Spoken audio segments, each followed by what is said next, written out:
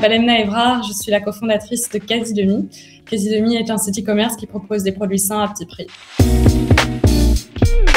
Il n'y a pas énormément de différence, le processus reste le même, les questions restent les mêmes. Il faut juste s'adapter au fait que l'entretien se fait à distance. Ça peut changer un petit peu en termes de dynamique de l'entretien, mais globalement, de manière structurelle, il va rester le même. Le point positif, c'est que le candidat est moins stressé parce que comme les choses se font à distance, il peut se poser pour mieux réfléchir aux questions, etc.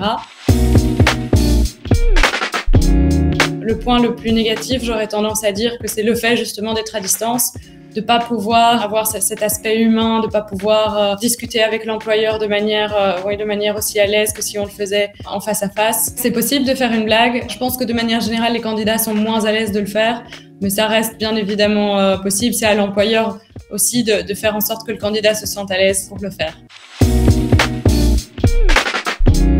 Il faut que la personne arrive à l'heure, c'est quelque chose d'assez classique, qu'il soit bien habillé, qu'il n'y ait pas de bruit aux alentours, que la connexion Internet soit bonne aussi, pas que ça coupe en plein milieu, qu'il faille se reconnecter, etc. Tout ça, ce sont des gages de sérieux. Dans le reste, je pense que ça reste relativement pareil. Il faut être aussi bien préparé, il faut connaître son interlocuteur, etc.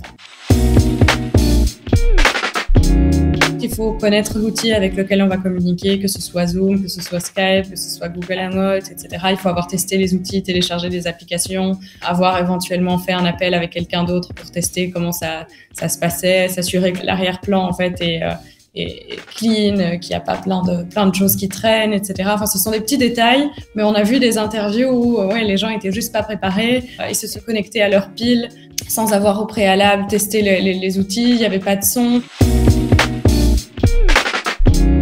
J'ai eu des candidats qui m'ont dit en pleine interview « Ah, j'ai plus de batterie, je dois aller chercher mon chargeur ».